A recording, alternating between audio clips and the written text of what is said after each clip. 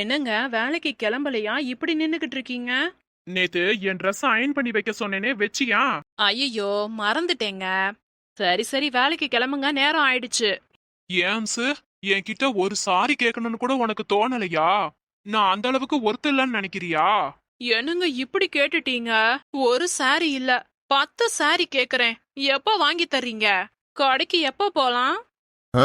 அடியே, நான் சாரி கேட்க சொன்னேன். நானும் சாரி தானங்க கேக்குறேன், சுடிதாரா கேக்குறேன்? அம்சு, சாரிடி. சாரியா? எதுக்குங்க? என்ன தப்பு பண்ணீங்க? அடியே, என்னால எல்லாம் உனக்கு 10 சாரி வாங்கி கொடுக்க முடியாது. ஓ, அதுக்கு தான் சாரி கேக்குறீங்களா? 10 இல்லனா ஒரு 5ஆவது வாங்கி கொடுங்க. நான் அட்ஜஸ்ட் பண்ணிக்குவேன். கடைசி வரை சாரி கேட்க மாட்டாளுக. வரேன்டி. யாருக்கிட்ட? என்னையவா சாரி கேட்க வைக்க பாக்குற? கேட்டுருவனா நானு? ஆளப் பாரு. வம்சவல்லி, அடுத்தது யாரு? எனக்கு பேரை வச்சாலும் வச்சாங்க, கூப்பிட்டுக்கிட்டே இருக்காளுக. அடியே. தோ வரேன். வம்சவல்லி, அடியே, வாயெல்லாம் நமன்னு இருக்கு. வாய்க்கு ருசியா நல்லா சாப்பிடணும் போல இருக்கு. நீ என்ன பண்ற? நீங்க சொல்றதான் அத்தை கேட்டுட்டு இருக்கேன். இல்லடி. ஐயோ அத்தை, சத்தியமா நீங்க சொல்றதான் கேட்டுக்கிட்டு இருக்கேன். வேணா நீங்க சொன்னதை திருப்பி சொல்லவா? வாய்க்கு ருசியா சாப்பிடணும்னு சொன்னீங்க. ஆமாடி. உனக்கு பரோட்டா போட தெரியுமா? வீச்சு பரோட்டா போட தெரியுமா? வீச்சு பரோட்டாவா? சூப்பரா போடுவேன். அப்படின்னா சரி, எனக்கு அது ரொம்ப பிடிக்கும். போய் சீக்கிரம் போடு. அத்தை, இதோ வர்றேன்.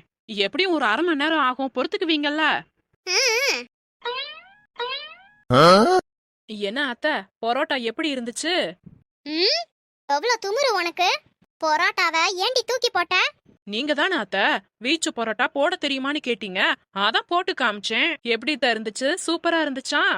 நான் தான் அதை சாப்பிடவே இல்லையே. கஷ்டப்பட்டு செஞ்சத இப்படி தூக்கி போட்டிருக்க. உனக்கு கஷ்டமா இல்லையா? தூக்கி போடுறதுல என்னத்த கஷ்டம்? உங்களுக்கு இன்னும் 2 தூக்கி போடணும்னா கூட சொல்லுங்க, நான் போடுறேன். நீ எல்லாம் அடங்க மாட்டடி, அடங்கவே மாட்ட. நீங்க அடங்குங்க. என்ன? ஆமாத்த, பின்ன வயசாயிக்கிட்டே போகுது. இன்னும் வாய் அடக்க மாட்டாம கண்டதையும் தின்னுக்கிட்டே இருக்கீங்க. தின்னாதான் உங்களுக்கு செரிக்க மாட்டேங்குது. வாந்தி பேதியாகி ஹாஸ்பிட்டல் கூட்டிட்டு போய் ட்ரீட்மெண்ட்டை கொடுத்து திருப்பி கூட்டிட்டு வர வேண்டியதா இருக்கு. மாசம் ஒரு தடவைனா பரவாயில்ல, வாரம் வாரம் இதே கதை தான் நடக்குது. வயசாயிருச்சுல, இனி நாக்கி போறத தின்னுக்கிட்டு வாயை கட்டிக்கிட்டு இருங்க. என்ன துமுறு? இப்ப உள்ள மருமகள்லாம் மாமியார மதிக்கிறதே இல்ல.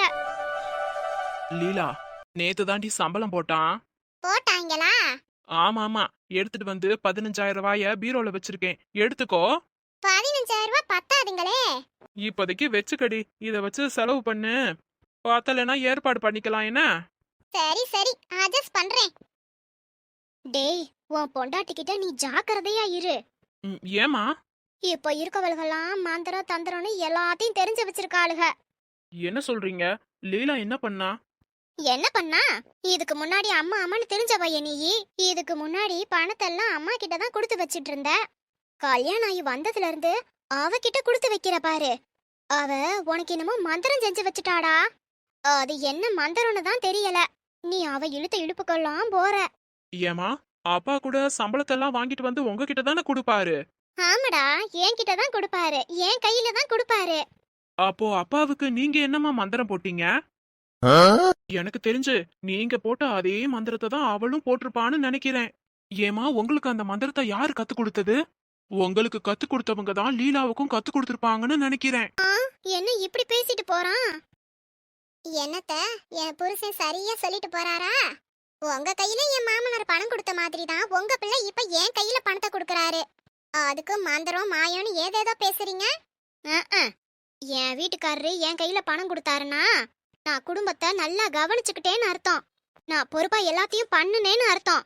அதேபடி உங்க கையில பணம் கொடுத்தா பொறுப்பு, புருஷன் உங்க மேல வச்சிருக்க நம்பிக்கை.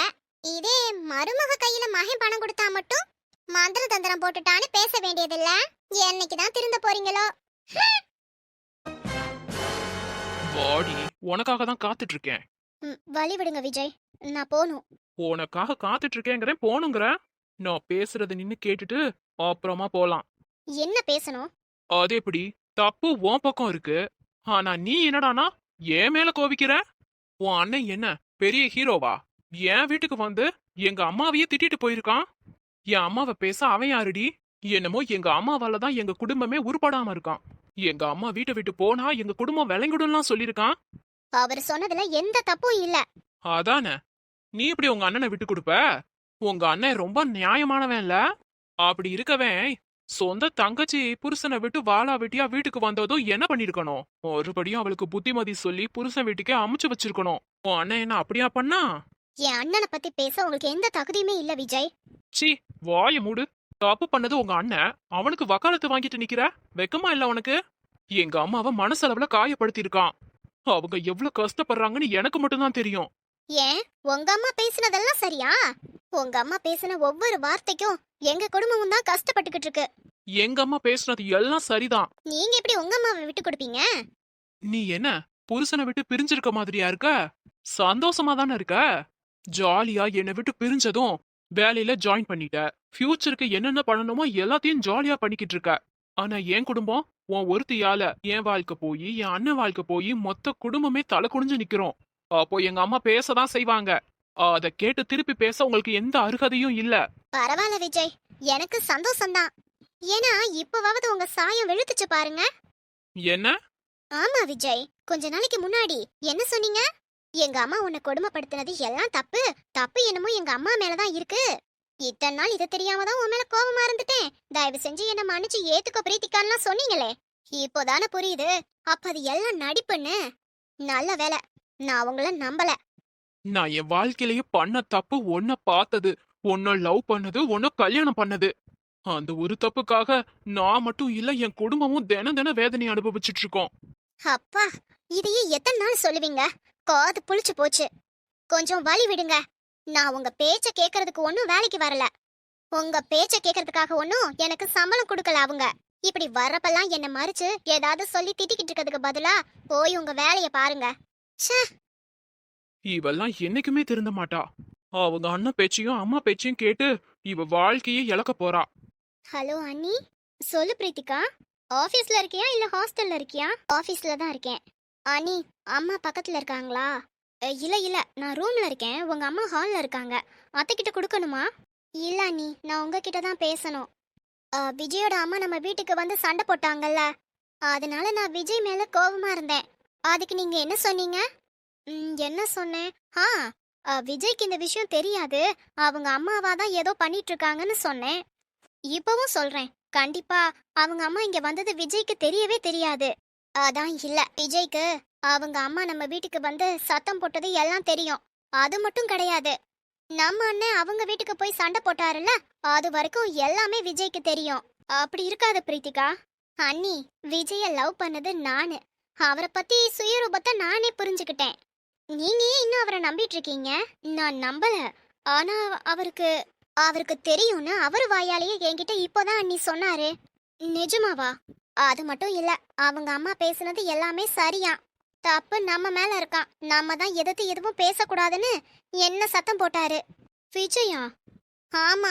என்னடா நம்ம கிட்ட நல்லா பழகுறாரு, அவங்க அம்மா மேலதான் எல்லா தப்பும் இருக்குன்னு சொல்றாரேன்னு நானும் அவரை கொஞ்ச நாள் நம்பி ஏத்துக்க ஆரம்பிச்சேன். இப்ப மறுபடியும் அவரோட சுயரூபத்தை காமிக்கிறாரு. அப்ப இவ்வளவு நாள் என்கிட்ட நடிச்சிருக்காரு. அவர் நடிப்பை பார்த்து நானும் ஏமாந்துட்டேன். சாமி ஒரு தடவை பட்டதே போதும். இனிமேட்டு சும்மாலாம் விஜய் கிட்ட என்னால ஏமாந்துட்டு இருக்க முடியாது. ஒரே மனசா விஜய் வேணான்னு முடிவு பண்ணிட்டேன் அண்ணி. அவருக்கும் எனக்கும் ஒத்து வரவே வராது. மறுபடியும் முதல்ல இருந்தா. சரிங்க அண்ணி, இந்த விஷயத்த உங்ககிட்ட சொல்லணும்னு தோணுச்சு, அதான் சொன்னேன். நான் போனை வைக்கிறேன். என்னது இது?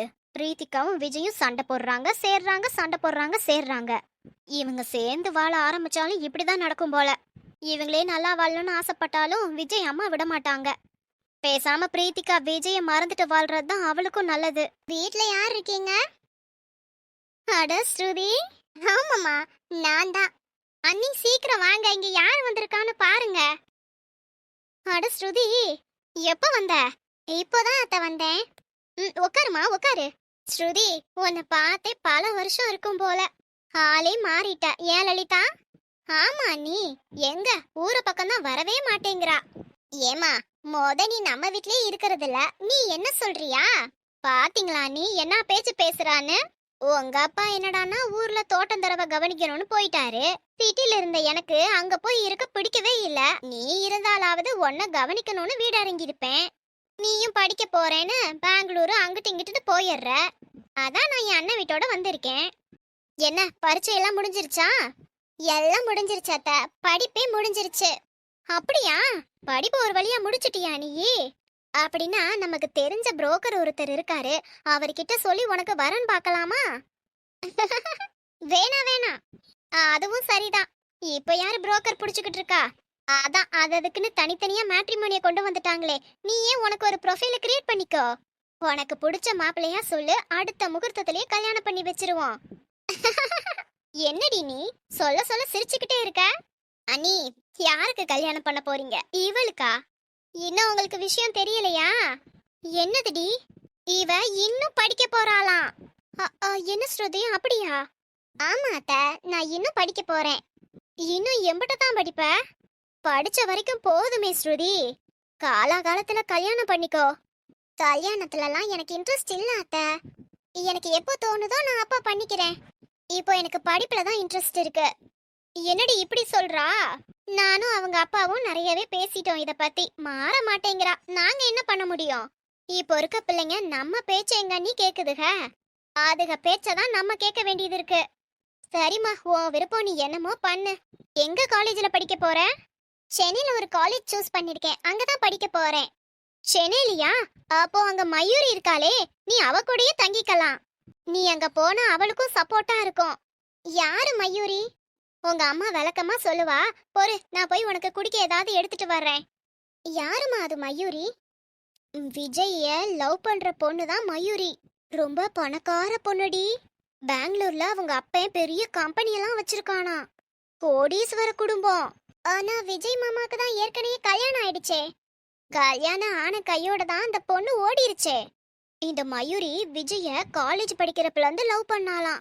இப்போ விஜய் பிரிஞ்சு வாழ்றத தெரிஞ்சு மறுபடியும் விஜய கல்யாணம் பண்ணிக்கணும்னு நினைக்கிறா. அதுக்கு உங்க அத்தையும் சப்போர்ட் பண்றாங்க. விஜய் மாமாவுக்கு சம்மதமா? இல்ல இல்ல, இப்பதான் கொஞ்சம் கொஞ்சமா மனச மாத்த ட்ரை பண்ணிக்கிட்டு இருக்கோம். விஜய் மாமாவை கல்யாணம் பண்ணிக்கிட்ட அந்த பொண்ணு நல்ல பொண்ணு இல்லையாமா? ரொம்ப தங்கமான பொண்ணு, அழகானவ, அடக்கமானவ, குடும்பத்துக்கு ஏத்த குத்து விளக்குனே சொல்லலாம். ஆனா உன் அத்தைக்கு அவளை பிடிக்கல. அதனால இந்த வீட்ல அவளை கொடுமைப்படுத்தி துரத்தி விட்டுட்டாங்க. மயூரி தான் விஜய கல்யாணம் பண்ணிக்கணும்னு உங்க அத்தை ரொம்ப போராடிக்கிட்டு இருக்கு. அந்த பொண்ணு பேர் என்ன? மயூரிடி. இல்ல, விஜய் மாமாவை கல்யாணம் பண்ண அந்த பொண்ணு பேர் என்ன? பிரீத்திகா. விஜய் மாமாவுக்கு பிரீத்திகா வேணாமா? விஜய் அவ பின்னாடிதான் சுத்திக்கிட்டு இருக்கான். இன்னொன்னு தெரியுமா?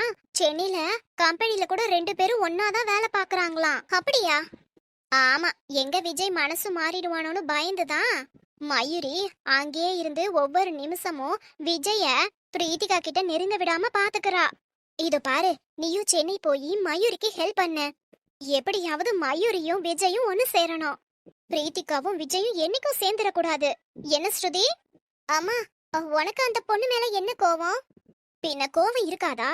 நான் விஜய உனக்கு தான் கட்டி கொடுக்கணும்னு நினைச்சேன். ஆனா அவ எங்க இருந்தோ வந்து ஓ இடத்த பிடிச்சிட்டா. அம்மா, அப்போ இன்னமும் நீ அதே நினைப்புல இருக்கியா? சாச்சா, இப்போ விஜய் 2ஆம் தாரம். அவனை போய் நான் உனக்கு எப்படி கட்டி கொடுப்பேன்? அதனாலதான் மயூரிய சேர்த்து வைக்க நினைக்கிறேன். ஆனா எக்காரணத்து கொண்டும் அந்த பிரீத்திகா மட்டும் விஜய் கூட மறுபடியும் சேர்ந்துடக்கூடாது. நீ சென்னைக்கு போய் மயூரிக்கு உன்னோட முழு சப்போர்ட்ட கொடு. அவ என்ன பிளான் போட்டு கொடுத்தாலும் அத நீ தான் நடத்தி கொடுக்கணும். நீ போன நேரம் சீக்கிரமே மயூரியும் விஜயும் ஒன்னா சேர்ந்துடணும், கல்யாணம் பண்ணிக்கணும். விஜய் மனசு மாறணும். என்ன ஸ்ருதி? ஆமா ஸ்ருதி, நீ தான் ஹெல்ப் பண்ணணும். மயூரிக்கு முழு சப்போர்ட் பண்ணணும். கண்டிப்பா அத நான் பண்றேன். ரொம்ப சந்தோஷமா. நீங்க என்ன வேணா சொல்லுங்க. மயூரிக்கு சப்போர்ட் பண்ணுமா இல்ல பிரீத்திகாவுக்கு சப்போர்ட் பண்ணுமான்னு முடிவு பண்ண வேண்டியது நான் தான். எனக்கு தெரிஞ்ச பிரீத்திகா நல்லவன்னு நினைக்கிறேன். எனக்கு என்ன தோணுதுன்னா, விஜயையும் பிரீத்திகாவையும் தான் ஒன்று சேர்த்து வைக்கணும்னு. நான் சென்னைக்கு போயிட்டு அப்புறமா எல்லாத்தையும் பார்க்கறேன்.